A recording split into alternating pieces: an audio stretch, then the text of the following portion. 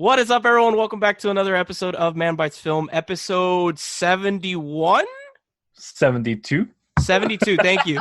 I was out for a week, I'm If sorry. we're counting last week as an episode, then yes.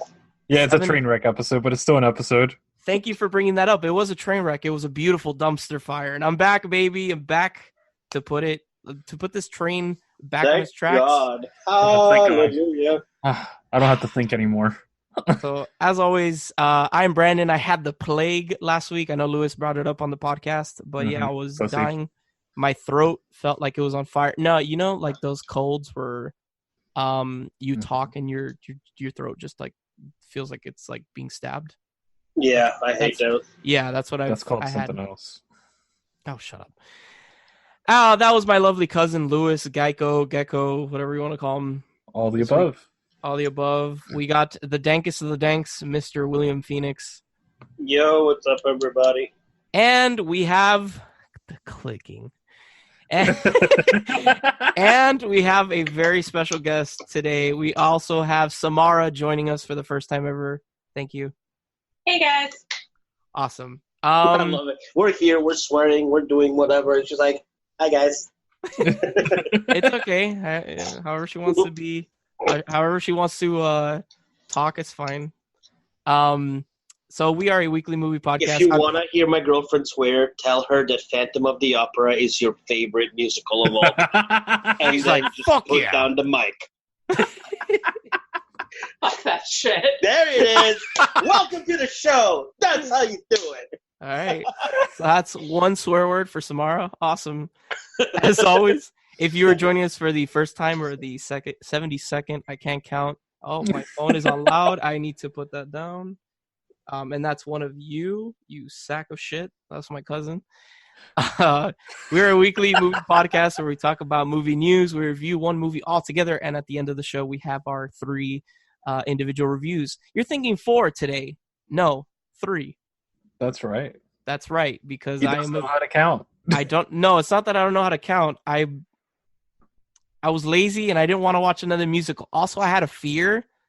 We're getting into my head now. I had a fear that I was going to choose the same movie as one of you, right? Like whether it was. See, I saw Mamma Mia on Netflix, and I know one of you chose it. I'm not going to say who, but one of you did. And then I'm like, I could watch Across the Universe. I don't know if that's streaming on anything, but I think it's on Netflix. Yeah. Oh, it is perfect. See, What is? Across the Universe. Yeah, it is. Oh, okay. Well, I thought that maybe Lewis was gonna pick that. I wasn't entirely sure. So whatever. So there's only gonna be 3. And I'm not one of them. But whatever. So Lewis, you said we're not doing any movie news. Let's do some movie news since you're not gonna do your individual review. Okay. All right. So first thing that I wanted to bring up, obviously, William is the one that dragged me into doing the movie news today, and I was like, all right, you know what? Fuck it. Let's do it. Like I twisted your fucking arm or something. Jesus. That's right. The talk brain. We just had D23. There is so much to talk about as far as movie news, and they dropped the new Star Wars trailer. I mean, Okay, I honestly didn't even know that D23 was happening. So Okay, wow, can we? This is why you're not the host. Even I knew that. Whoa, she's running circles around you, Lewis. But Okay. Disney isn't really movies, so I'm sorry. I don't consider it films. Dude, it's not movie oh news. my God. Bro, I'm sorry. This is Marvel basically is- comic. Shut your whore mouth, Lewis, please. This is like basically Comic-Con just for Disney. So Yeah. come on, man. Just Pretty much, It's for yeah. people with Peter Pan syndrome, you know. oh my God, shut up. Oh, Jesus Christ. I cannot wait if they ever actually have a value, a convention that is of any value that's Lord of the Rings, and see what he says about that. He's going to be like, this is the Mecca, this is the best convention ever. That's Yes. right. It would be. Bro, it was like one dude with a stick walking around the middle of fucking Miami going, you shall not pass. It was not a Lord. You shall not pass, I say.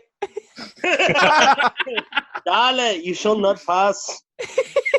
No, okay, going back to the Star Wars, can we call it a trailer? I know that they showed footage that had never It's a been teaser. like, dude, most of it is just like scenes from all the other 6 films. or whatever, 8 films at this point. Like, I know that they showed new stuff, but it doesn't feel like a trailer. I don't know. It was weird, in my opinion. Yeah. I'm excited. Damn, I could hear that. That's a gnarly storm. Yeah, it's really bad. Holy It moly. looked like something, when I was driving home, it looked like the scene from Independence Day with all the clouds moving. Yeah. Oh. Yeah, but it's Florida. If you don't like it, just go over a block. You're right back in sunshine.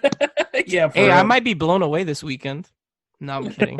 There might be a tropical storm on top of Miami. There but- might be. Oh, with the This weather. Okay, well, you mentioned your girlfriend was in town, so you know. Damn. Like that. Is he Like- usually this like sexually explicit tomorrow? Is he like? Yeah. He Yeah. talked And himself he's down. watching me roll my eyes. I am. He's rolling them so hard right now, I'm only seeing white. You might be able to see them roll. They see me rolling. Oh Jesus Christ. God! Shut up. So, movie news. D23 says, Oh, yes. William, since you know all about this stuff, go ahead, give us some pointers of what I was happened. just like, please Well, I save don't me. know about all point. All right, so let's see the big things that they announced. The entire Star Wars catalog, if starting from 1977 and everything up until Episode 8 is Mhm. going to be available on D20 on Disney Plus from the Obviously. day that it starts. Including the new series, The Mandalorian, which they released a new trailer for, my. and it looks amazing. Like, Oh, yeah, there I you go. haven't seen it yet. I gotta Oh check my that out. Brandon God. doesn't touch himself often, but he's doing it right now. dude, dude, if there's anything that I feel like they don't By the way- yeah, go ahead. No, I was gonna say, Lewis, how your cousin sounds right now is how we picture you whenever somebody mentions Tolkien or Lord of the Rings. Yeah. But anyway, go on, Brandon. Look, it's this show is not only have we never gotten a live action Star Wars television series that's serious, like That's serious. that's serious because like man, I could see totally some like fucking wonky shit, like some comedy but whatever. Also, I feel like in the movies they're not touched upon. Maybe in like the Clone Wars, but like the Mandalorians are never talked about. Like Yeah, they're very badass. rarely. Yeah. And they're so badass. So I'm like, if I remember correctly, the show takes place in between Return of the Jedi and The Force Awakens in that That's time what I period. heard too. So I'm super So we're excited. not gonna see Boba Fett. Boba What- Fett? Yeah, because he dies at the beginning of Jedi. Well, the thing is, so I don't know how it is now. So nerding out a little bit, there are 2 timelines for Star Wars. In the expanded universe, when Disney bought the rights, they labeled the old timeline Legends, and then they started doing their own timeline, right? In the Legends timeline, Boba Fett actually survives falling into the Sarlacc pit. So I don't know if, like, in the Disney timeline, he's still alive or if he just died. So, Some of the other movie news that is happening that I was able to find. yes. Woody Harrelson is returning as Carnage in Venom 2. What do you guys Oh, think? is he? Yes, he is. That sounds great. So how I know you guys talked about this last week, but speaking of Venom and Spider-Man and all that shit, like I'm holding out hope, dude. I'm really holding out hope that Disney is gonna like do something, or one of them's gonna cave. I hope they don't touch them. Like that. No. Why? I'm tired of Disney owning everything, dude. You suck, that's- dude. I'm just sick of it. Yeah, but like his Watered that- down, everything's freaking pandering. bro. At this point, like the Tom Holland Spider-Mans, they're rooted in the MCU. Like, how the fuck are you gonna continue that? How? I don't know. Bro, so you're telling me there's going to be a 3rd movie and they can never mention the Infinity War or Endgame? Like, that's so dumb. That's Multiverse. Yeah, exactly. Let's I see don't the know. multiverse. Time travel. Yeah, there you go. so stupid. Yeah. Other thing that was brought up, Mulan live action. They People are wanting to boycott it. really? Yeah, because the girl, the lead actress that plays Mulan she's been sympathizing with the Hong Kong police, and since all those like riots are happening in Hong Kong, People are Okay, like, fuck so- you. So China is a communist country. If they, she might have family in Hong Kong or in China, period. And if she says anything bad about the government, her family's fucked. Proper fucked. Not fun fucked. Fun. Yeah, thank you for making sure that. Not fun. Yeah, thank you for making sure that I'm you dying. explained it properly, just in case. I don't know, like, yeah, people need to get the stick out of their ass. It's on okay. a lot of things. Yeah, I just wanted to bring that up because people have been like, oh my god. So, whatever. One thing I wanted to bring up also, because I wanted to give major kudos to the Disney Of course you do. company. Of course you do. So when Disney Plus is going to start, Lady and the Tramp, the live action is going to be dropping. Now, what makes it different It's than not the other live action if it's completely animated. It's not animated. No, the dogs are real. Let me finish. The reason why I want to give props to the Disney company is because instead of going out and getting breeder dogs, they went to shelters. Yes.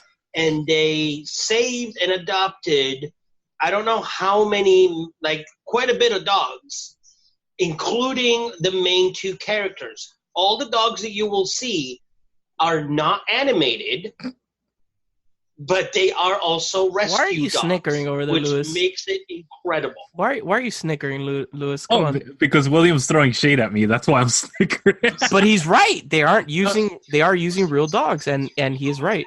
Oh, I can hear myself now. What the fuck is going on? Oh, that was beautiful. Whatever that was. What the hell was that? That was cool. I accidentally took my earphones out of my That's phone, what it was. and the phone was right next to the microphone. I was like, oh, that's so beautiful. Whatever that is. It's like, hello, God? My only problem with that movie is that Tramp does not look like Tramp. But what are they going to do with the dogs afterwards? They got adopted by the cast and crew. Well, not the cast, because they are the fucking cast. By the crew. Such a bait. I hate you guys, all of you, so much right now. God damn it. Oh, that was great. Samara, you are Well, They one of us. adopted themselves. Actually, hold on. I can redeem myself because there are actually humans in the movie. Because Lady's parents are in the movie. I And think so Brandon's there's dogs also other- disagree. The dog catcher Yeah. is an actual person. My dogs are barking Still and saying part of that, the cast that and William is an idiot. I'm kidding. I love you so much. Did you miss me? crew. I did miss you. Keep laughing, Lewis. At least I can help out the show.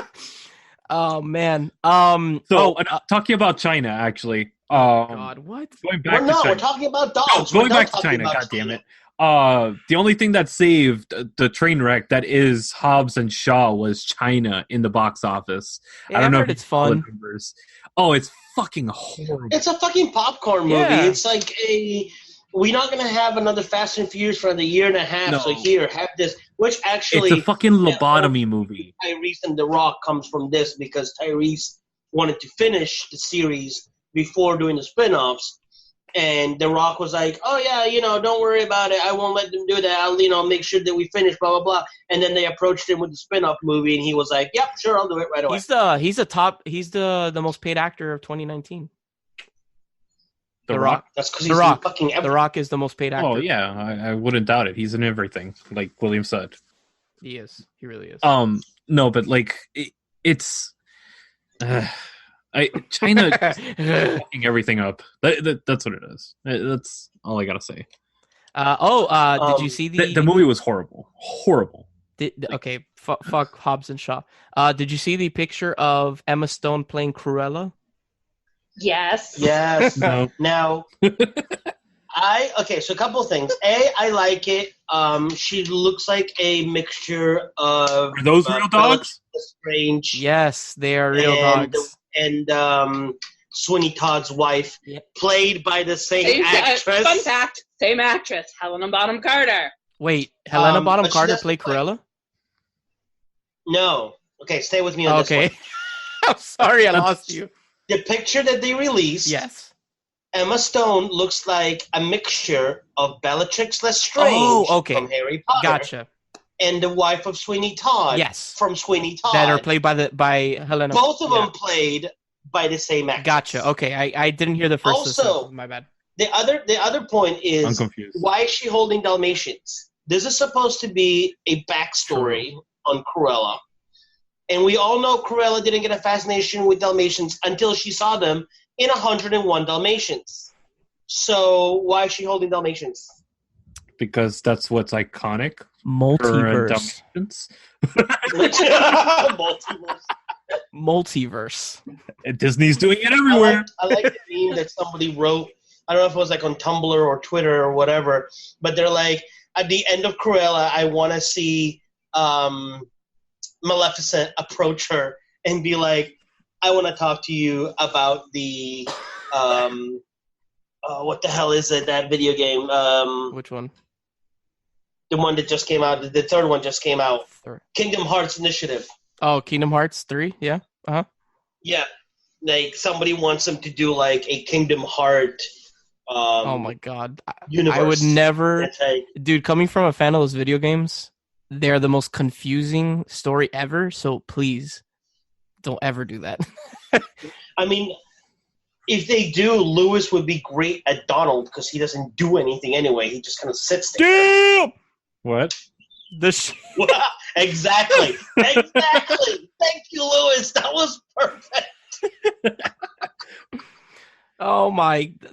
I love you. Speaking of just sitting there, the new Joker trailer is actually going to be coming out this week, and it's rated R. Yes, it is. I'm sorry. Sorry, that was a little excited. My apologies. Just a little. A little bit. It's rated R. I'm so happy, and they're playing it at the Gable Cinema, my local theater, in 70 millimeter, and I'm so happy. What? Yeah. Nice. So I'm like, all right. Oh, I hear that music, baby. And it's coming out this Friday? What? Joker. No, Joker comes out in October. Yeah. 4th. October. Oh, okay. The trailer comes out on Wednesday. So we're recording this on Monday, and it's coming out on Wednesday this week. So for you fans out there listening, it actually came out already. So I'm like, if the first show comes out on Friday, it came out 2 days ago. Yeah, it came out 2 days ago. So I hope you guys enjoyed it, and I am too. I'm excited for it. So let's see. Hopefully it's good. Like everything else Disney releases, you know. It's... But this isn't Disney. No, it's not Disney. Shut up. No, I'm saying Joker isn't Disney. What? I'm so confused. I'm saying he's not Disney yet. It's just because Disney hasn't bought DC Comics yet. Oh, yeah, okay. that's next. That's next on the. Right? Are you guys hearing like? Did you guys see the meme? Yeah, dude. What's going on, William? Are you hearing like tunes in the back? We had a little roommate background noise action happening. It's okay. Sorry. I was like, wait. But it was Latin music. It works well with us. It's good. Dale. Dale, yes. dude, Dale.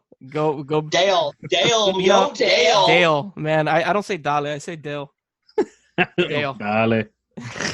It's okay. I'm not angry. I was just like, what is going on? Did like Samara just whip out like her like iPod and was like, I'm listening to music now. It's like, I'm bored. I'm just gonna wait for my turn. Yeah, like I'm gonna listen to like Mexican music or Latin music. Why does it have to be Mexican, bro? Because the artist she's listening to is Mexican. Are you sure? Oh. Yes. Okay. Cool. Moving on. Anyways, the last thing I wanted to bring up, unless you guys had something else, Bill and Ted 3 has finished shooting officially. Oh, really? It has? Yes. Yeah, it's in the can. I'm excited. Most excellent. 69, dude. Sorry. That was you're 3 episodes late. Yeah, it's okay. Um. Well, there were some other Disney movies. I don't know if you guys. There was there was the one with Tom Holland. Oh, I mean. Black Widow. Yeah. Black Widow's coming out next year, but they finally officially announced Black Panther 2 coming out in 2021. 2022. 22, sorry. And Ewan McGregor finally officially came out on stage and He said he's gay. fully announced I'm sorry. That was a shitty joke. I mean, that's pretty much what it sounded like you were saying. Yeah, I know. I was like, he came out? What? that he's going to be Obi-Wan Kenobi. I was like, wow, that's a really shitty joke on my part. Yes, I'm just as excited as you are, William. That's not that For far. sure you are. You're the Star Wars fan here, No. man. How are you not like telling all this No, stuff? so I heard rumors that like people had been talking that he was in talks with Disney to do that he himself wanted to do an Obi-Wan show or something like a film or something. Well, I mean, it's been rumored for like 3 years now, but finally, with the CEO or whoever it is that was running the show, Catherine she called him on stage, and something or and he's like, asked me if I'm going to be Obi-Wan Kenobi, and she's like, are you going to be Obi-Wan Kenobi? And he just looks at the crowd and goes, yes, and the crowd just loses their shit. I think that's one of the most redeeming qualities of the prequel trilogy is him as Obi-Wan. That's not saying much. Yeah, Shut up. I mean, it'd be great if they brought back and did like a Darth Maul series too. That'd be nice. Well, because I thought you meant like you wanted him to fight Obi-Wan. That's already No, he already does that. We've been there. We've done that. I'm just saying, no, like, but he fights him again. story. If you're a fan of Star Wars and you watched Rebels, the animated Disney show, Obi-Wan and Darth Maul fight again. Again? Not once, twice. Doesn't... Okay. Do I want to ask how Darth Maul comes back? Yeah, I Because the know. last time, remember, he was cut in half, falling down a. I was like, huh? That's Obi-Wan. No, so Wow. In- Did you get that? Because Obi-Wan. Wow. this is why she's your Apparently girlfriend, that's- bro. The dad and mom jokes are rampant. Let's go, baby. It's The dad and mom jokes. That's It's great. beautiful. I love it. All right, settle down, son. Settle I down. will. So in the Clone Wars TV series, he comes back like half robot, and then Which one? Obi Oh, or... they gave him like the Vegeta. They gave him the freezer treatment. yeah, like so. Darth Maul at one point in the show comes back as like half, like he has robot legs, and then he stays alive until Rebels, and then Didn't they do that already with, what's his face with, like, the 4 arms? Grievous. Yeah. No, Grievous dies. Grievous dead. Dead. Dead?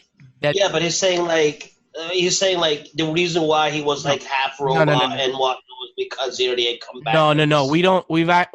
They've never shown Grievous before he was a robot. Like it's implied that he's like royalty, and like he has like a really bad accident and almost dies, and then they like make his body like cybernetic, and then Count Dooku's like, I'm gonna manipulate the shit out of you, and then takes him to the dark side. But whatever.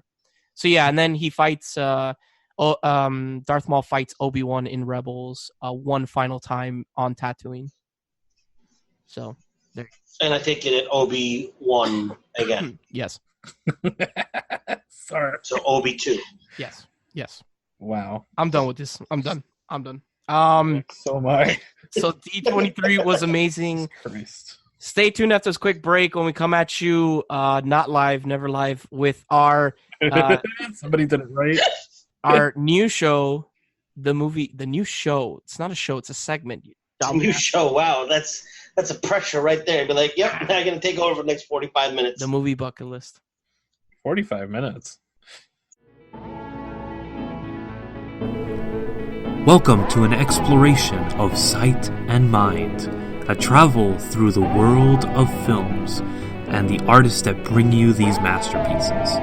Do you love films, directors, actors, cinematographers, editors, composers, or any of the hundreds of artists that bring you these feats of art? I am Luislacau, your host into the world of films, your guide to Man Bites Retro. 3, 2, Obi-Wan. Welcome back to our new, not so new segment, the movie bucket list, where William, I can't even speak. The prizes. Did you stroke out there? Yeah, my girlfriend was like reaching, like give me something, and I was like, I can't think it twice. 2 things, too many. Still a better show than last week. It's still a better show though. where William surprises Lewis, myself, and now Samara with a movie off of these posters that he has, and we decide if it should or should not be on this list. So, William. So this week, since we are doing a themed week, apparently, Are we doing themed?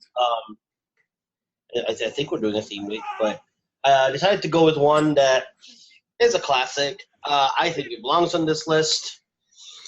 It takes a little bit of courage, a little bit of love, Get done tonight? a little bit of brains to get through. Get done tonight? Huh? No. Sorry.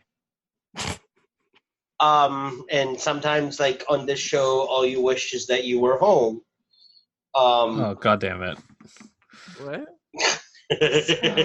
Somewhere over the rainbow. Oh, wait. Did you pick this because of Liza Minnelli? What's like Oh, actually, good connection. That's her mom, you dumbass. Yeah. No, Judy Garland is Liza Minnelli's mama. Yeah. wait, I get to call the dumbass. I'm the one that picked it because of the connection of this week, Okay. and I'm the dumbass. Yes. You are the resident dumbass. It's fine. Okay. It's pronounced Dumas. Dumas. So, okay. So you did do that on purpose then. Yes. Okay. I did it on Even if purpose he because did, he did now. Now he did. well, no, it was also it's because A, we're doing a musical week, and B, because of who the main actress is. Because there is another musical I could have gone with, but I'm like, no, this is perfect. Like, I think the only Judy Garland movie I've ever seen is The Wizard of Oz. I don't think I've ever seen any of her other films.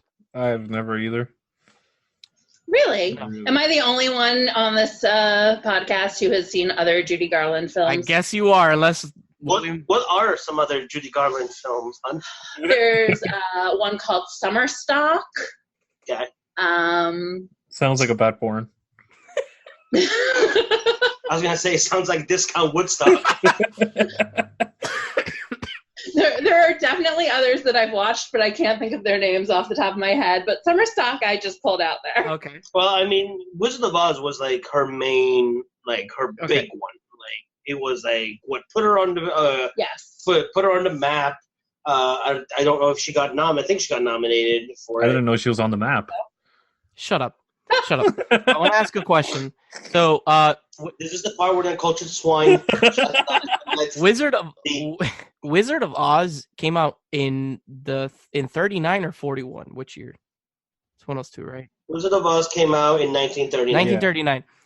Lewis, And then it was re-released. Lewis, you probably know about this. How is it that either the budget must have been through the roof for Wizard of Oz? How was the coloring so good for that movie? Because you know how coloring back then, if they were to do it in color, it looked fucking horrible.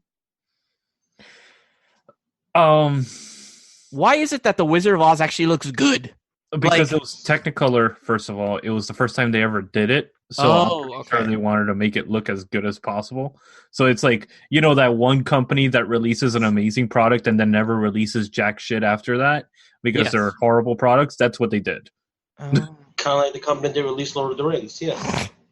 Oh. Yeah, they did a fantastic job with Lord of the Rings, and then after that, shit. Yeah, I agree. No, that's that they can't try to come out with The Hobbit and I'm dying. Okay. No, but so does that mean that the budget for Wizard of Oz was like through the roof then? It wasn't through the roof when it was released. Remember, it wasn't released in color. It was released in sepia. And then it was colored like 10 years later. So the version of the film that I've always seen is the one that's recolored? Yeah. Okay, because I don't think I've ever seen a version of the film where the color actually looks bad. Where it looks like somebody actually colored in each frame of the film. I don't think I've ever seen it. I'm not sure the specifics on how they did it and all that shit. I never really... Because it's crazy to think, like, that's 1939. Like, color wasn't a thing in film or television till what, like the 60s? Yeah. Like, that's crazy. Thereabouts. so it had a budget of $2.7 million. That's modern money. Not back then. Yeah, but I'm saying like It's with comparable. inflation, it's Yeah. $2.7 million. That's not much. And for how it came out, it's not much, and it's beautifully done.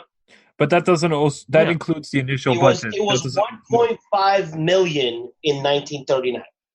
Yeah, all I know is that shitty tornado in the beginning of the movie. Yeah, that was pretty well done. Speaking of which, if you go to google.com, Google Wizard of Oz, and then click on the ruby red slippers. You know, you could just say Google, right?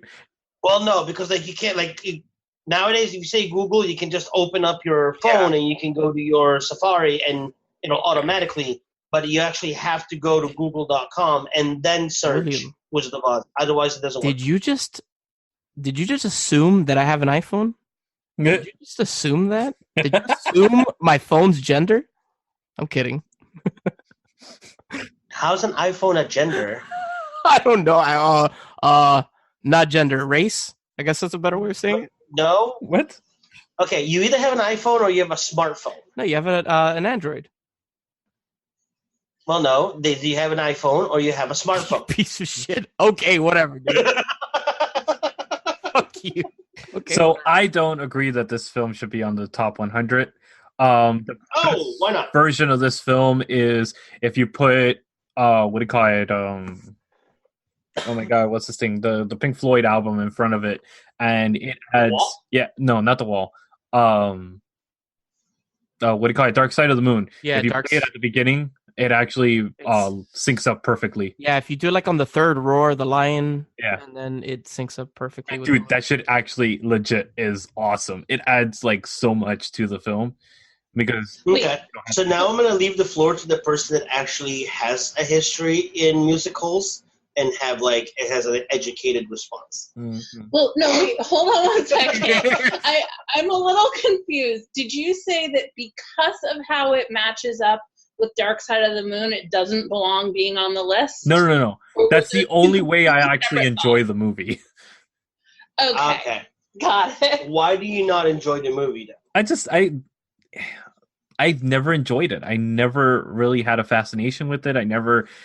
There's something missing in it, I think. I don't think... If they would have called it The Fellowship of Oz, would you have enjoyed it more? No, I really like... Even as a kid, I never enjoyed it.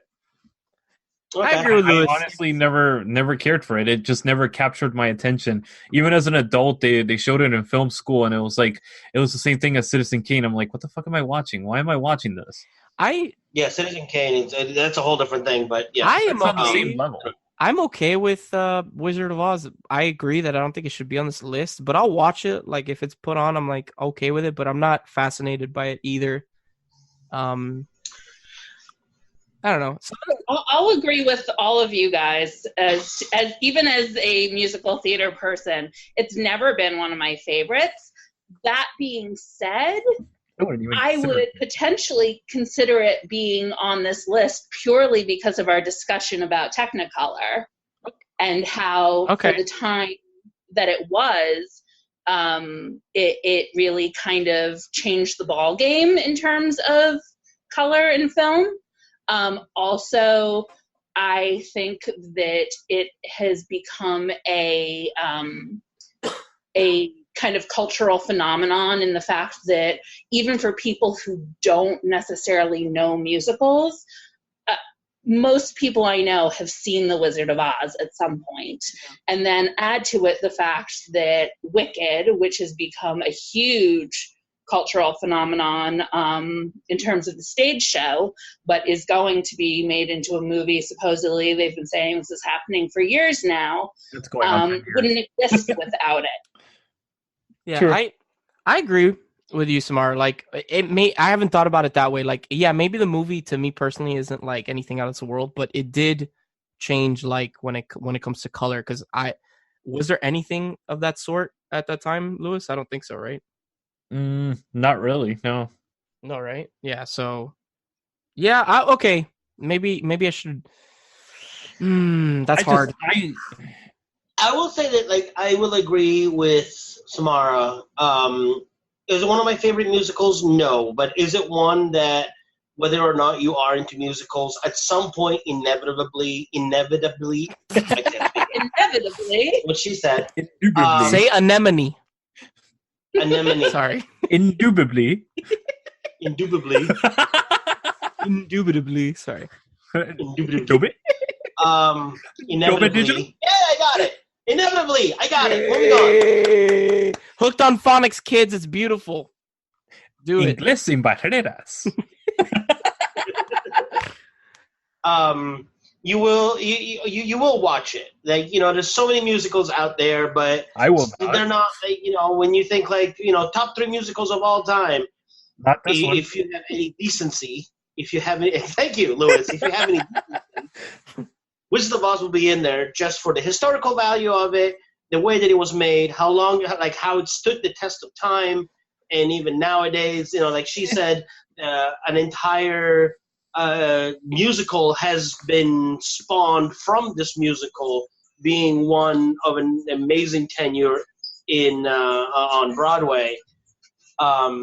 So I think that it belongs on here, maybe in the low, maybe 70 to 80s range, but I believe that it does belong on here. Okay. All right. Okay, I will put this, but like super, super low, and I'm gonna just put it because of the Technicolor aspect. Like it's mind blowing to see that shit that good at 1939. I'll give you that, but I still wouldn't put it on the top 100. I'm putting this like 95 to 100. Just because of that, whatever your roommate's listening to is lit. I can't tell what it is, but it sounds good. Sounds like it smacks. So I put it 95 to 100. Lewis, you said no, right? Nope. William? I say yes, 80 to 90. And Samara, where would you put it if you put it on the 100? I would say, I guess I'll put it in the 80 to 90 along with William. Okay. All right. So I actually thought originally we were going to be split like 2 and 2. Like Lewis and I were going to be like no, and you guys would be yes.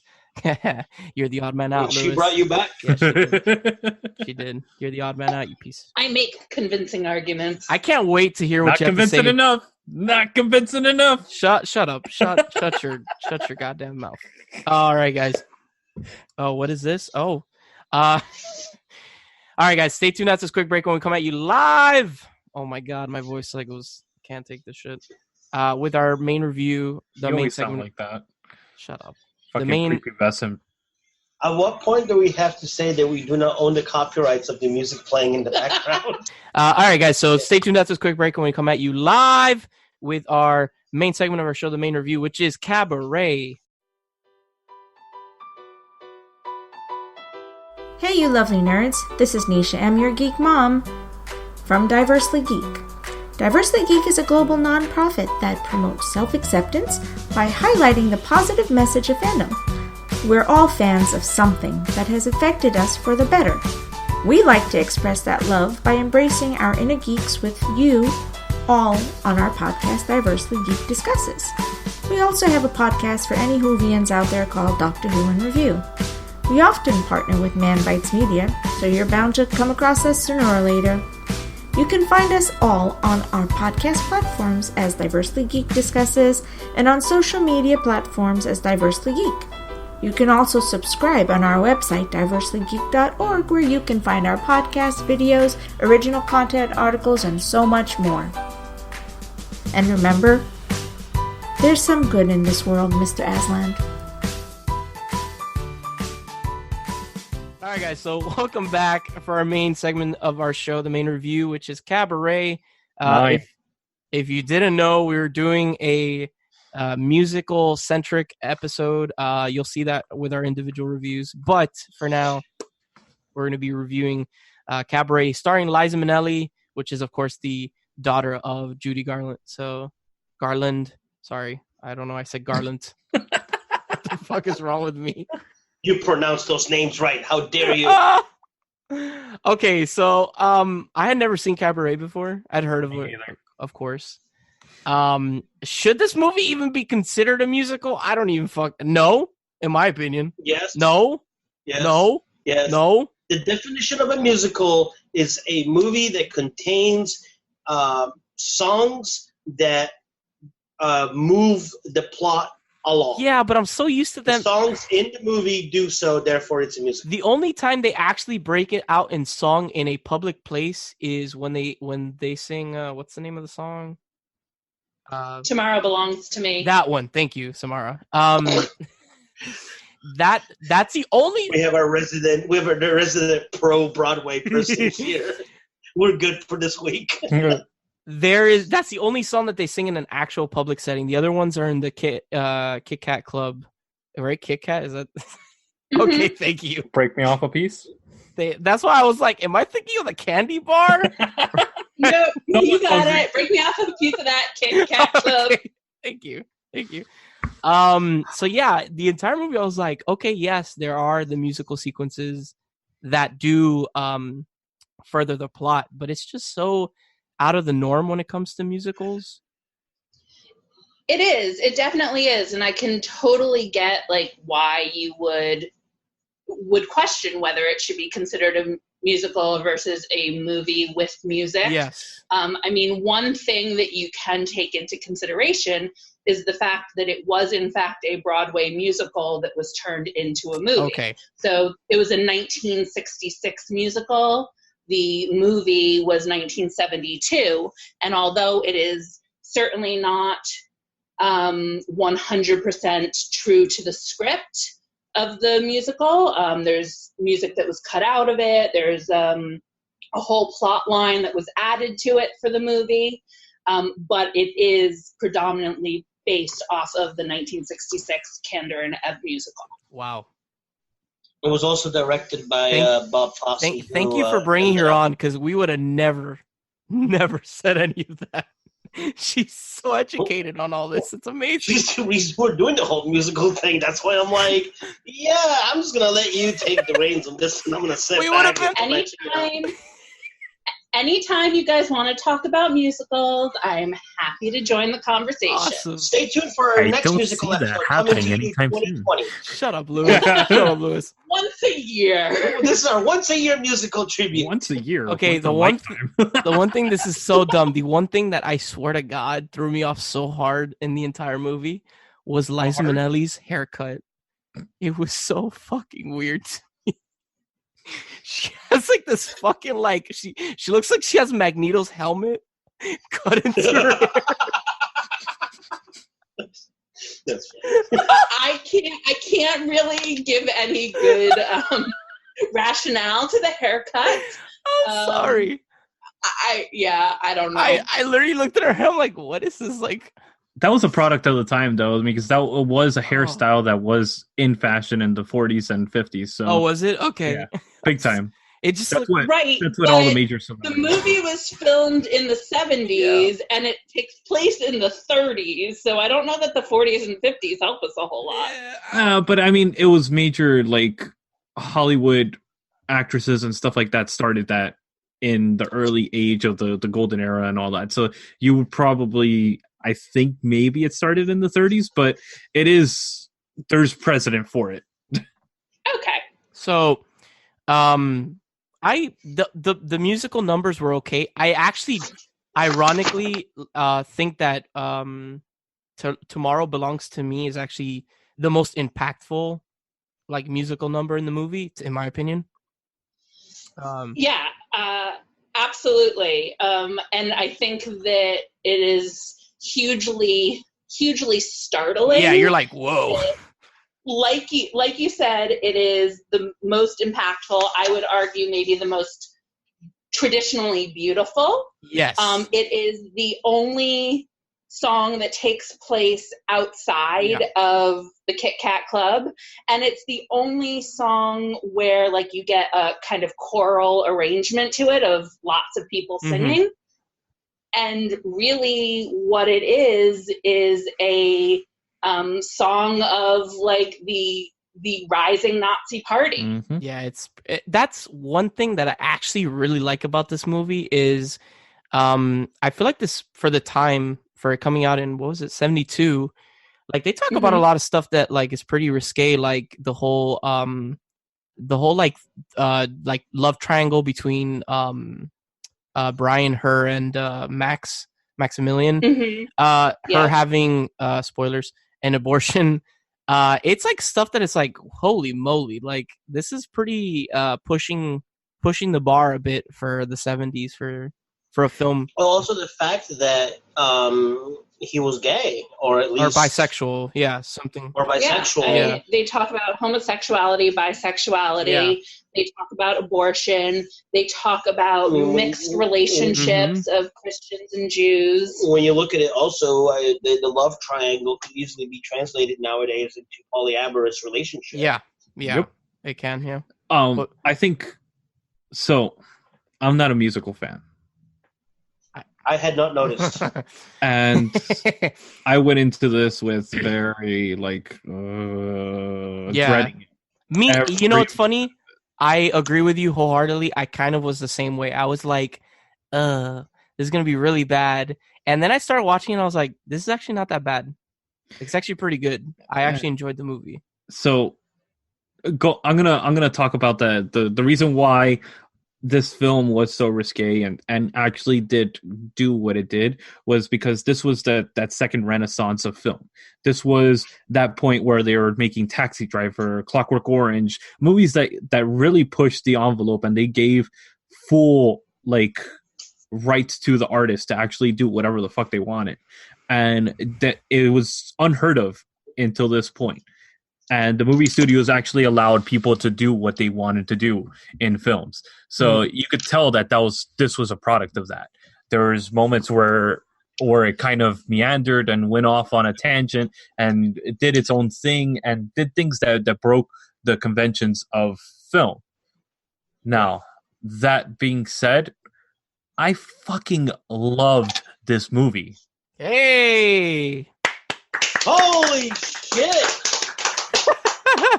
Hey! Makes Tamara very happy. It's hard to do. As soon as I finished this, because I wanted to keep it as a surprise, I called Nisha up and I'm like, Nisha, dude, oh my god, Liza Minnelli. I'm going to be watching more movies of Liza Minnelli. So I just binge watched 6 films of Liza Minnelli. And I've heard this is her best movie, right? I was going to say, did any of them live up to this? No. I think this is the best one. Any others you would recommend? Hey. I would say or this do we is have the to best. wait for the individual review? I would say this is the best one. Honestly.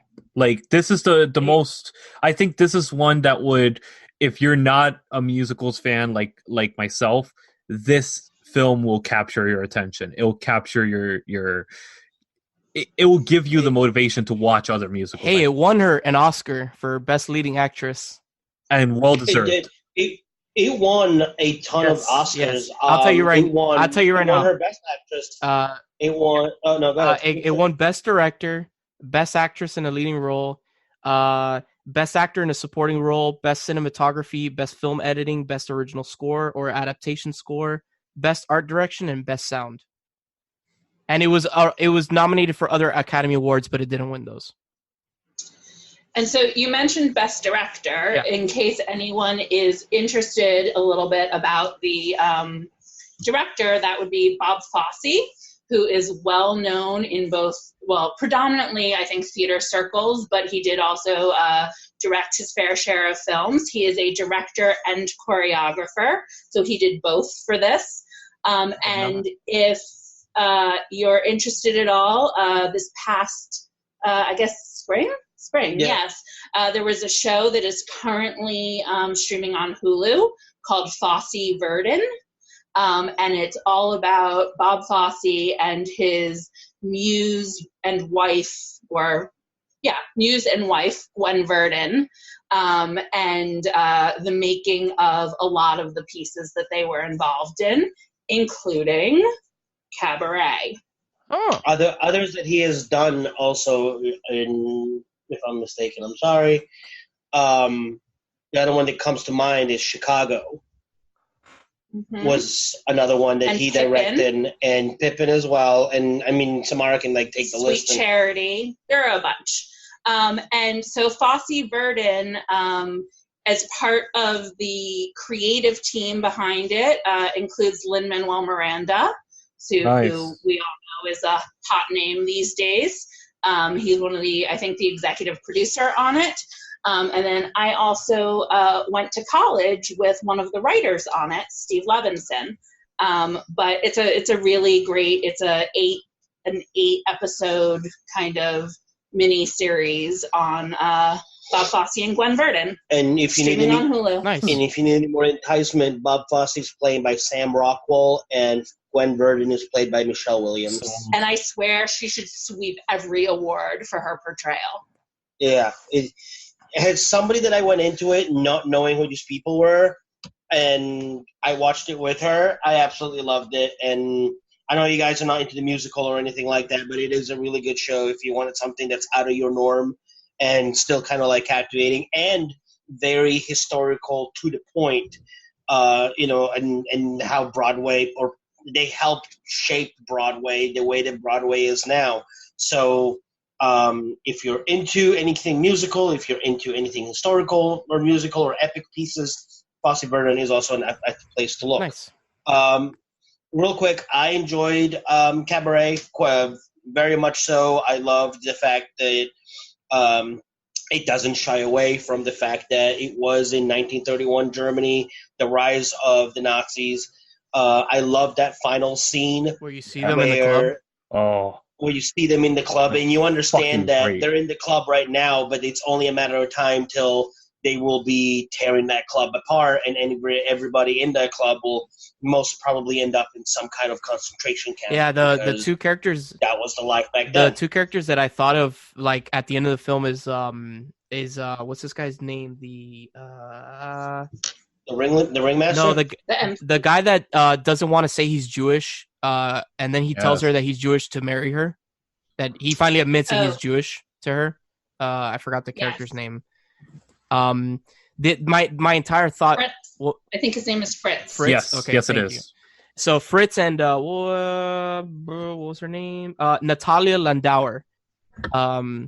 Yeah, like my entire thought process was like, oh shit, yeah, you're getting married, but like in 8 years, like you're gonna be hunted down basically in this country. And it's like, Right. damn, that sucks so Not much. even 8 years, like 5 years. Yeah, like in something 5 that. years, you're gonna be hunted down, and it's like, it's so terrible. And yeah, to see like the whole progression, like at the beginning of the film, if you guys remember, they throw a Nazi out of the Kit Kat Club. Yep. And then as the movie progresses, Brian is like, do you think you can control them now, to Maximilian? And it's sad to see like their rise in power. And even at the Kit Kat Club, like one of the last songs that the ringmaster sings, he says like, what does he say? He says like a line about if I didn't see, if I didn't notice he wouldn't be a Jew or something like that. Yeah, it's if you could see her through my There eyes, you go. Thank you. she wouldn't look Jewish at all. That's exactly it. It's like even over time, like people that probably like weren't in that thought process or that lifestyle kind of started adopting it, and it kind of started permeating everything. And it's just sad to see. And then at the end of the film, through the reflection, you see that like the majority of the crowd is some sort of like Nazi sympathizer, and it's like, damn, it's pretty crazy. So what would you guys give it? A solid 9. It was really good, but No pun intended. but I don't know. Like I wouldn't consider it a musical. Yes, it does have musical like things, but like musical numbers that do further the plot. But I feel like it's more than that. It's more of like a melodrama. So yeah, like it does have its cool musical pieces. With what was available to pick from, Yes. I tried to pick a piece that everybody would enjoy. And I mean, like, I can't believe that I turned Lewis around. I said the same thing. I was like, pretty sure if I would have gone with Yentl, y'all would have like choked me from Florida. I don't even know what the hell that is, and that sounds terrible. Yes, it does. I don't. 2 words. Barbara Streisand. Yes. Oh, that one. Okay. That one. That one. As my boyfriend lovingly called it, lentil. But honestly, very surprising. I enjoyed it very much so, and I think it's a hard-hitting movie that like definitely pushes the envelope for the year that it came out. I definitely agree 100%. I give it a 9.5. Wow. Look at this man, bro. It's so beautiful. I love it so much. William, what do you give it? I give it a good 9 out of 10. It was, like I said, it was entertaining. It was the fact that it doesn't, play around, or it doesn't try to avoid the whole like we were talking about, like the rise of the Nazis in Germany. And for a movie that came out in 1972, and also when did the actual musical come out? 1966. 1966, talking about some topics, and even now in 2019, it's almost taboo, where in some circles talking about being gay or bisexual or polyamorous or abortion. God, it's like, holy crap. So I thoroughly enjoyed it, and yeah, I give it a solid 9 out of 10. I can tell you that those themes certainly come out more in the movie than in the original musical. Well, that's good. They're there in the musical, but like you can definitely see a shift from that 1966 to 1972 time period. I think that goes back to the fact that the director had that freedom to be able to do what they wanted to do. And if it wasn't for that time, if this was made in the 80s, it would have been neutered and toned down like the musical. This movie was actually rated X. I don't doubt it. And they actually had to edit it so that it was, I don't know how much they edited out to make it rated PG, but yeah, it was rated X for a while in the United Kingdom, and I think here also. And then they did some editing and they got it down to PG. So nice. Which also, if probably wasn't much because it was 1972 and everyone's a pussy back then. They're like, oh my God. So God knows what it was. Yeah, pretty much. So anybody that's interested in checking out the Liza Minnelli other films, my personal highlights that I really enjoyed was New York, New York. I fucking loved that. And for anybody that doesn't know, one of the main characters in Arrested Development is her, which Lucille too is her, and oh my God, it's awesome. She's so good in the show. If you've never seen Arrested Development, what the fuck is wrong with you, first of all? And oh my God, yes, it's a must. Samara, what was your rating? You didn't give the rating. I'm right alongside you guys, but I don't think anybody's nearly as surprised that I'd give it a 9 as the fact that Lewis would give it a 9.5.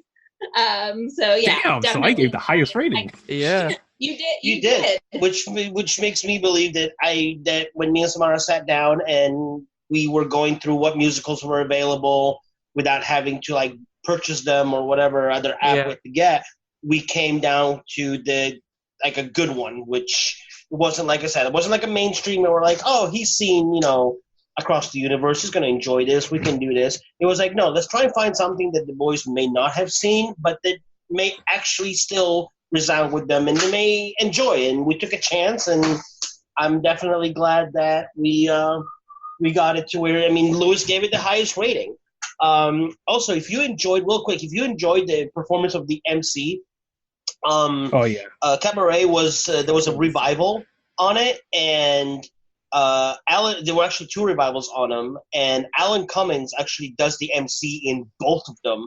And if you go on YouTube, you can see both his performances at the Tony Awards, and you can see like which one's younger, which one is older. About 10 years apart. It's about 10 years. Yeah, it's about 10 years apart. But he does an excellent MC, and he does obviously like the opening song, Willkommen, Bienvenue, welcome. So if you enjoyed that MC, have a look at Alan Cummings, because he definitely portrays an incredible MC on stage as well. And I'll say the only reason really that I didn't give it the 9.5 or 10 is my bias towards the Broadway stage production, and feeling like there are moments missing from that in the movie that I really miss.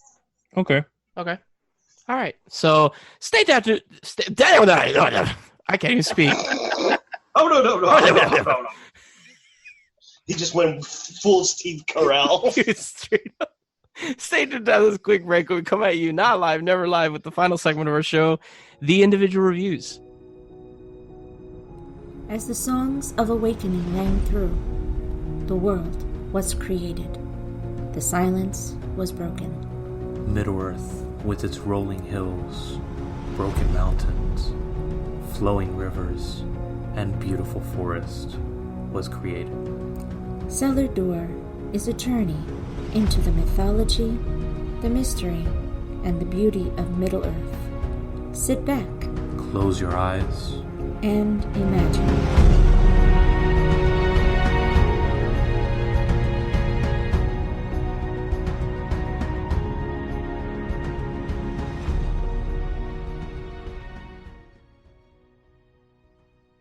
All right, guys, welcome back to our final segment, the individual reviews, never live. I forgot to bring this up at the beginning of the episode. We made a mistake last episode. If you can catch that mistake, let us know. Send us a message on Facebook, leave a comment, whatever. I want to know. And if you don't, we made no mistake. No, we made a mistake. I just want you to know. I caught it because you both were like, no, nothing happened. I caught it. No. It didn't make the air, but I surely caught it because we wasted like 5 minutes trying to figure it out. Oh, and okay. I ended up being right, but that never made it to the final cut. How surprising. Okay. What?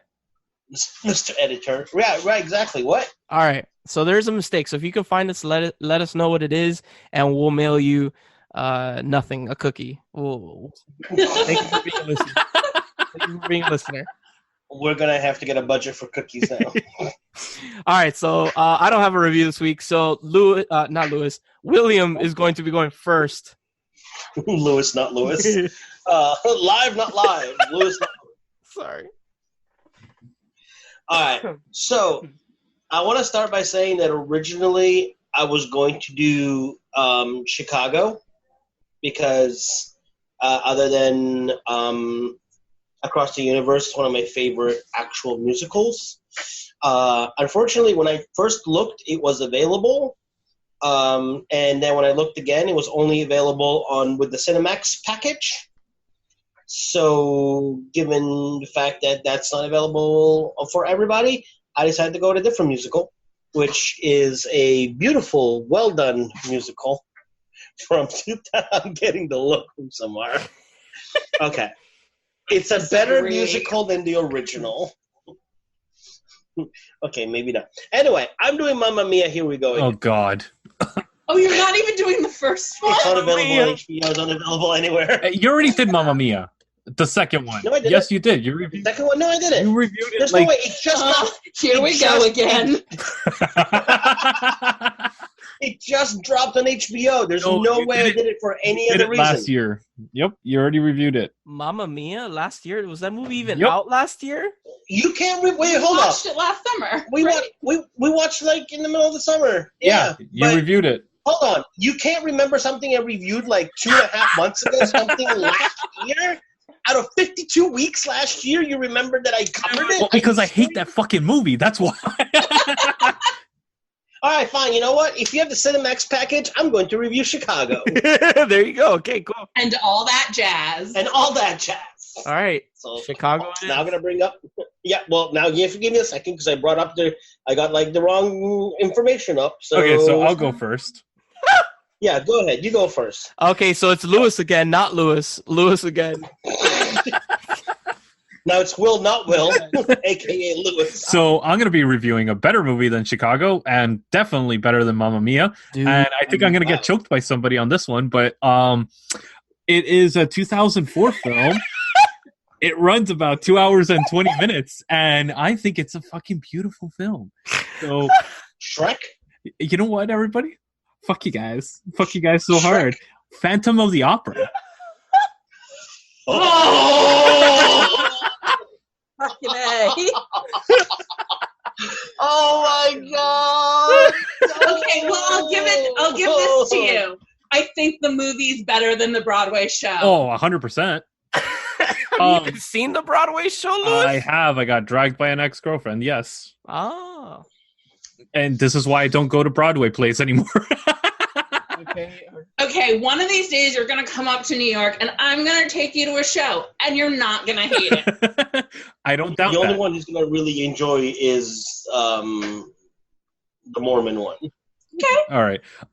No, but I really do love the movie. I just think Nightwish as the music the person that actually developed the music and everything for it. I think that they did such a fucking she did a phenomenal job with it, and I really it's one of the few musicals that I still listen to the music over and over again in my car all the time, because it's just I really, really do enjoy it. That sound you hear in the background, it's not me clicking away, it's my girlfriend choking on Lewis's food. Yeah, I was like, what is that? I actually that'd be me gagging. I like Nightwish. Nightwish was one of my favorite bands when I was in high school. It's probably somebody's gonna throw something at me soon. But I really Nightwish. The original Nightwish band was good until they tossed the lead singer for somebody else that was more Evanescence whatever. Looking shit, dude. And then but anyway, moving on. Did he not hear me? Fuck. The what? I heard you. Evanescence? I was like, what's this Evanescence looking shit over here? Hey, no. No. Bring me. Sorry, I had to. No, not at all. Nightwish, I've seen them live so many times, and they're freaking phenomenal live. So yeah, when they brought this out, I was like, yes, I have to watch this, and I wasn't disappointed. I really enjoyed this. I saw this in theaters, and I love the production value in it. I love how this film actually it makes you feel for the characters from beginning to end.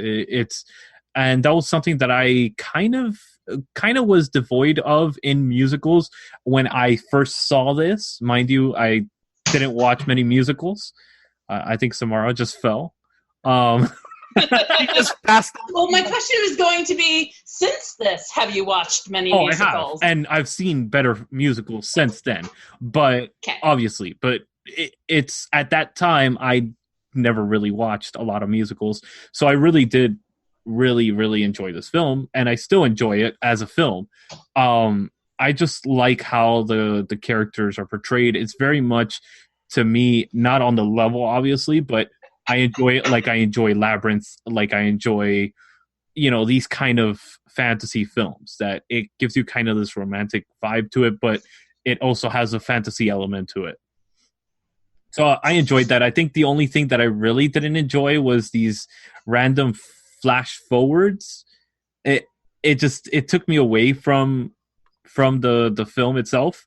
I was like, why? Just tell me the story. Don't give me these stupid flashbacks or flash forwards. I was like, I don't need to know about them selling the theater and all that shit. I really didn't care about any of that. It was pointless to me. But everything else in the film, I definitely. Aren't there flashbacks in Lord of the Rings? Huh? Aren't there flashbacks in Lord of the Rings? Yes, but yes, these are flash forwards. These flash forwards sucked. Flashback. Guys, this is the final time that Samara will ever be joining us. My cousin has carried her away. Well, you also have to remember that the entirety of Phantom of the Opera is pretty much a flashback, because it starts after the theater has already burnt down and they're selling off whatever they can salvage. Well, that's what I'm saying. Like the monkey, the entire thing is a flashback.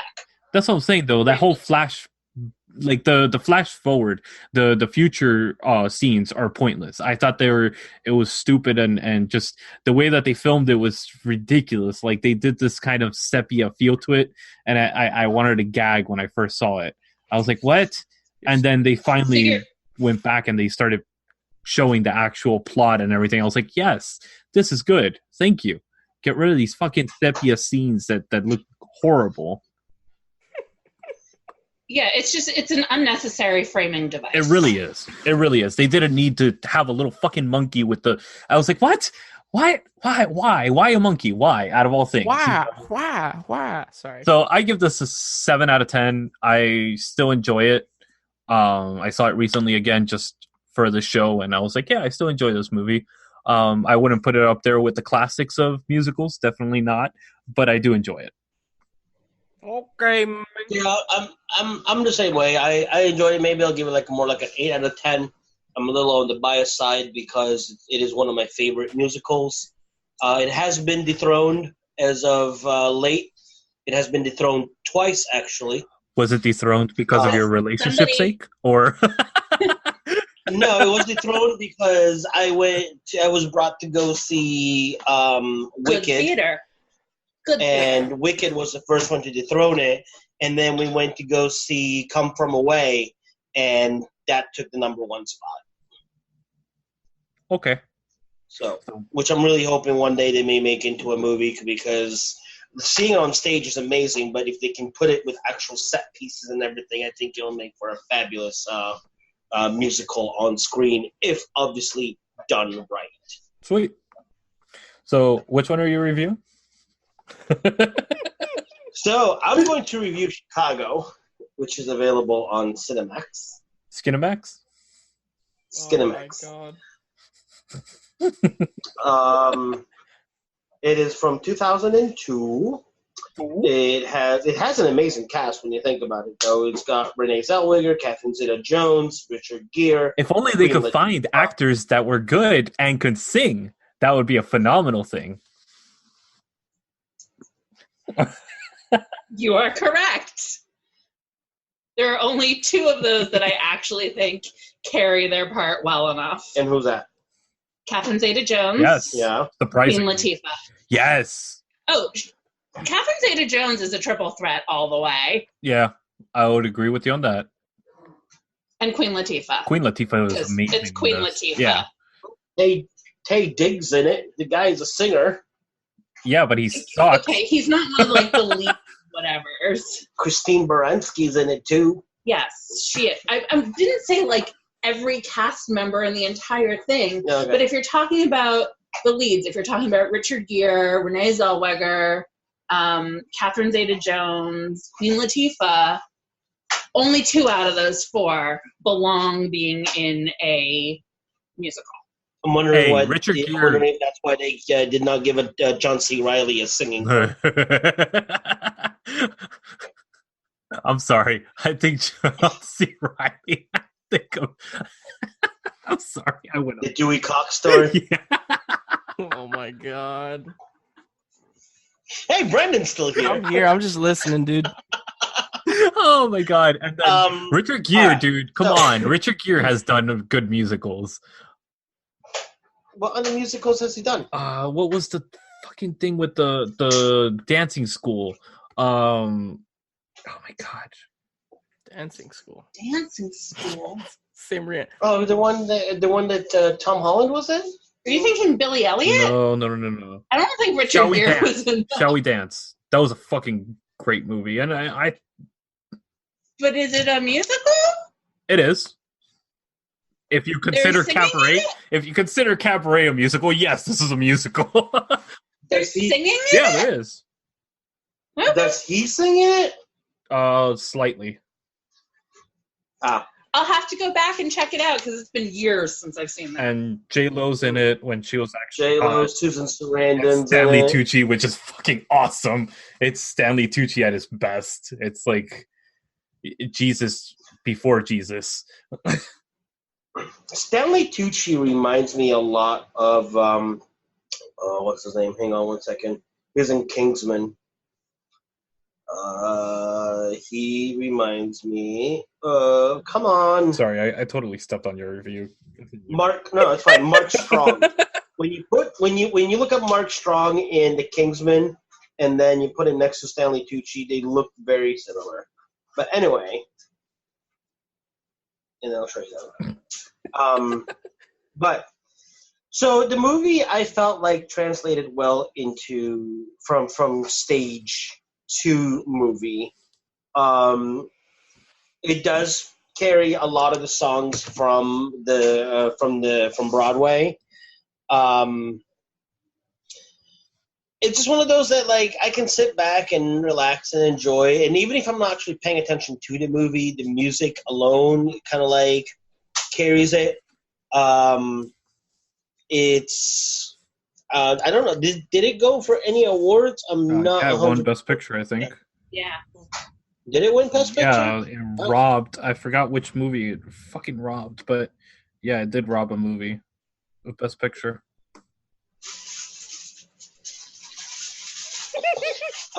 Make that I mean, sandwich, baby. Sorry. Jesus Christ. Oh yeah, well, it won. It won also for Best Actress in a Supporting Role. Catherine Zeta-Jones won the Academy Award for this. Because she rocks. There you go. No. And sound mixing as well. Best costume design, best production design. So it did win quite a bit of awards. I liked it. Like I said, like the soundtrack is still, it's still catchy. It's still, when I think of it, I connect it well. Unfortunately, it is only available on Cinemax, so it's not going to be available to everybody. But is it like one of the best musicals out there? No, it is not. I would say they would probably be considered, or I would consider it more of like a kind of like a popcorn kind of musical. It's not like when you have to like sit there and like study it, and it was one of the best ones ever made, and you can learn so much from it. But it's enjoyable. You can sit back and watch it and just be like, okay, it's not bad, and it doesn't have like a big undertone of like either political or, it teaches you that, what's the life lesson that it teaches you? It teaches you that you get your 15 minutes of fame, and after that, you need to figure out what you can do for your next 15 minutes, or you're going to get buried alive by the next main story. And when you're good to mama, mama's good to you. Yeah, you're Jesus. Right.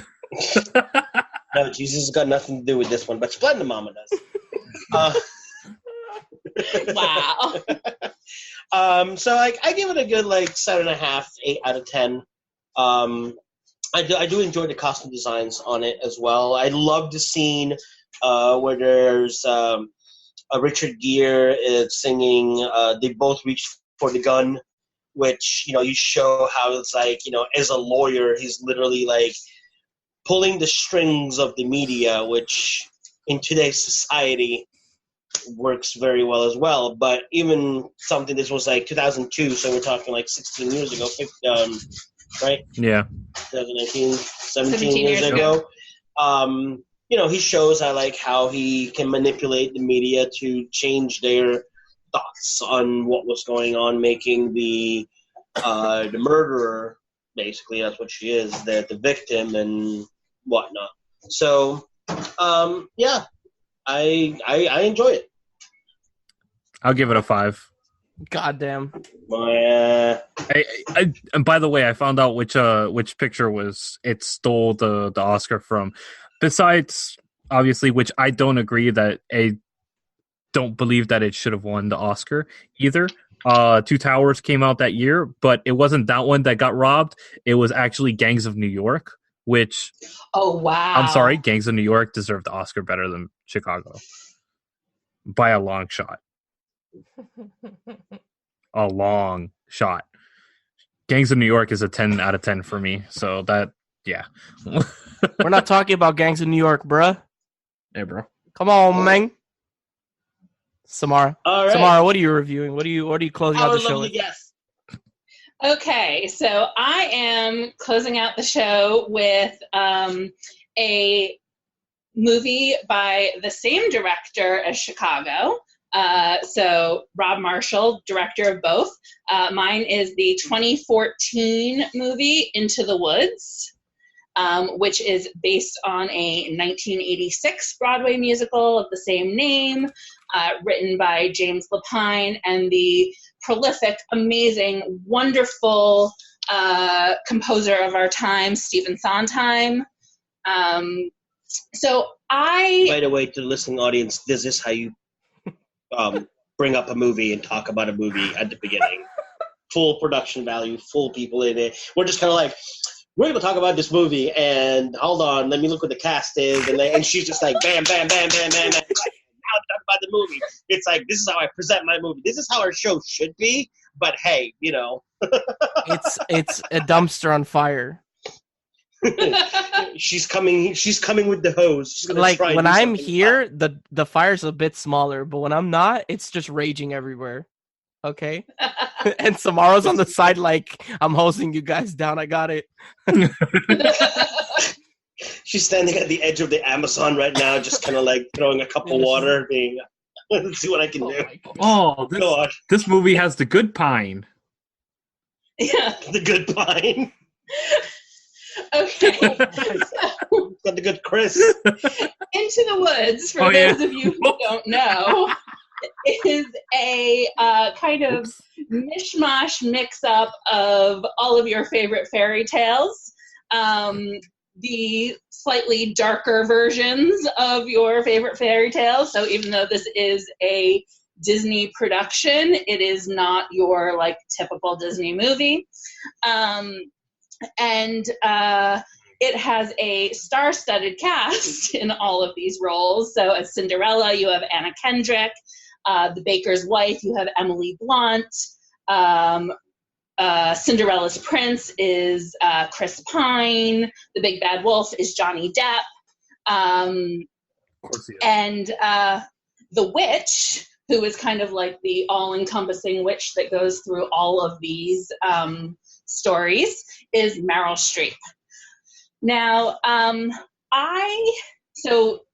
I played the witch in high school, my junior year, pinnacle of my acting career right there. And thank you so much. Applause. Thank you, my fans. But so I say that to say that I have a kind of really soft spot for this musical in my heart. And therefore, I was really concerned when it came out. I was concerned as a whole because I tend to think, sort of like we discussed with Chicago, that sometimes in the attempt to put stars and names that are going to sell tickets into these movies, they somehow sacrifice some musical theater talent when there are plenty of very talented Broadway actors who could sing that role and act that role just as well, if not better, but aren't going to sell the movie tickets. But in particular, I was concerned about Miss Meryl Streep, because although she is the most fantastic actress, I was very, very, very disappointed in her Mamma Mia singing. So was I. Like, I wanted to make it stop. So did I. So, of course, when she was announced to sing a much more difficult role, I was terrified. But I have to say, she, whether it was tons of voice lessons or tons of auto-tune, did a much, much better job than I anticipated. And I have to say, really, the cast as a whole, where I was like, how are you going to cast all these big name people who may or may not be able to sing? They really, I mean, they hold their own. Anna Kendrick can sing, Emily Blunt can sing, James Corden can sing, Chris Pine can sing. So my fears were not realized. And I think that is actually a visually beautiful, well done reimagining of this musical. And it got some Oscar noms, 3 of them: supporting actress for Meryl Streep, costume design and production design. Costume design and production design definitely don't surprise me at all, because visually it's stunning. So yeah. So for those of you who want to check out Into the Woods and get your fairy tale on, Amazon Prime. Nice. And What? I guess I'm supposed to give it a number rating, right? Yeah, give it a number rating. Yeah, that's what we do. That's kind of a shtick. So I would give it a 7.58. Because although I really enjoy it, and it's I spent a lovely afternoon rewatching it yesterday and enjoyed every moment of it, I can't put it on the same level as something like Cabaret, which is just a masterpiece. Okay. All right. So thank you for sticking with this lovely burning dumpster we call Manbitesfilm. It's amazing. I love it every week. Hey, hold on. What? Hey, I gotta get my movie for next week. Shut up! I'm getting there. Believe in me, man. I'm the host. I don't believe. Believe in me, Lewis. What's the movie for next week? Thank you for reminding me, because I was gonna forget. No, I'm kidding. I'm kidding. All right. this is an interesting one. First of all, because I honestly forgot that I was supposed to bring a movie, so I'm like, oh fuck. This is going to be a 2019 film, and it is about two women that go on a journey through Latin America, and one actually has a disease state that the pharmacy that I work at actually helps maintain and keep up and all that. It's actually CF, cystic fibrosis, which I suck at saying, so I'm sorry for anybody out there listening to that. But it takes 15 million years. The movie is called Leah and I, Lea and I, and I heard of that movie. I know it just came out. It's a documentary, but it's done incredibly well, and it is one of the most extremely entertaining films that I've seen recently. So I was like, yes, let's do this, because I wanted to review it anyways. So this is definitely a good pick, and I think you guys will enjoy it. What is it streaming on? Netflix. Netflix. Perfect. So for next week, Leah and I. Yes. As always, if you enjoyed our show, go to manbitesfilm.com, check out our sister show, diversitygeek.org, and also Narcotic Casserole. He's under all of our stuff now. He's in our stuff. In our stuff. In always. There. Deep in. Deep penetration. Ill.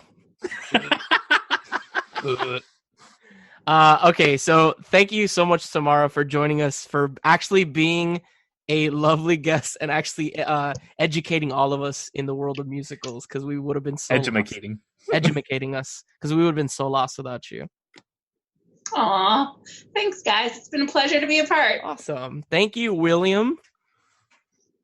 Thank you very much. Like I said, stay tuned for our next musical episode coming to you sometime in 2020. And we'll let you know ahead of time when we're going to have another one. It's not going to happen.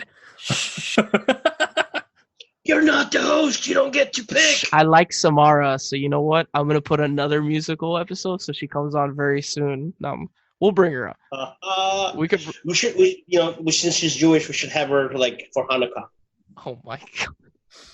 So sometime around December. I guess we could do Jewish movies. Inglorious Bastards, dude. That's not a Jewish movie. You know what we should do?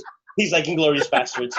You know what we should do? We should take 4 big movies that are big in the Jewish community that we may not know of, put them on a dreidel, spin the dreidel, and whatever calls up, boom, that's the movie we're watching. I mean, really, any Mel Brooks movie. History of the World Part 1. That's going to be our next one. I'm okay. I'm about that. We're men in tights. No, we're not. Thank you, Geico. Hey, thank you. And also, we have to thank our 5th guest. The one that was making music in the background and the food and all that stuff. Let's pour one out for the homie, whoever, Samara and Dank. William, fuck! William's roommate, Dank, it doesn't matter at this point. Their roommate who's making music and Dale in the background. Dale. The truest homie. There you go. That's his name, Dale. Dale. I don't even know if it's a woman or a man, but Dale. It's one of each. Oh, it's 2 people? Dale. They're both Dale. And he got a little bit of both. They're both Dale. Dale 1, Dale 2. Dodo 1, Dodo 2. As always, I am Brandon, and we will see you guys on the next episode of Man Bites Film. Woohoo! Deuces.